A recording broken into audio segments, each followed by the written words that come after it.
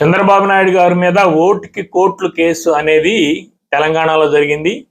తెలంగాణలో ఎమ్మెల్సీ ఎన్నికల్లో ఓటు వేయడానికి స్టీఫెన్స్ అనే ఒక బీఆర్ఎస్ సభ్యుడికి 5 కోట్ల రూపాయలకి బేరం మాట్లాడుకొని 50 లక్షల రూపాయల అడ్వాన్స్ని ప్రస్తుత తెలంగాణ ముఖ్యమంత్రి రేవంత్ రెడ్డి అప్పుడు తెలుగుదేశం ఉన్నారు, ఆయన చేత 50 లక్షల రూపాయల అడ్వాన్స్ ఆయనకి పంపించారు.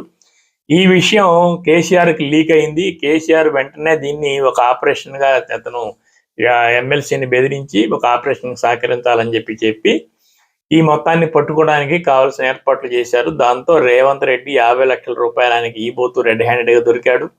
చంద్రబాబు నాయుడు ఆయనతో ఫోన్లో మాట్లాడుతూ స్వయంగా తన వాయిస్ రికార్డుని పోలీసులకు అందించినట్లయింది.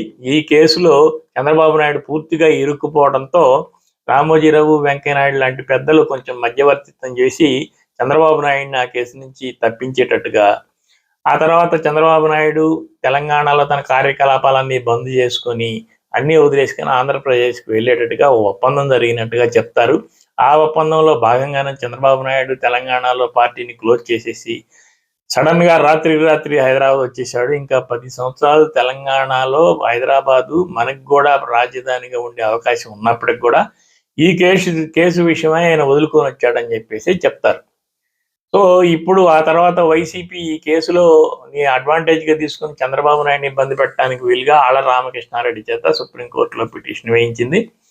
ఆ పిటిషన్లో ఏంటంటే చంద్రబాబు నాయుడిని కూడా అందులో నిందితుడిగా చేర్చాలి, ఈ కేసు మొత్తాన్ని సిబిఐకి ఇవ్వాలని, అది 2018లో ఆయన పిటిషన్ వేశారు. ఇప్పటి వరకు కూడా ఆ కేసు వాయిదాలు పడుతూనే వస్తుంది. ఈ రోజు కోర్టు ముందుకు వస్తుంది.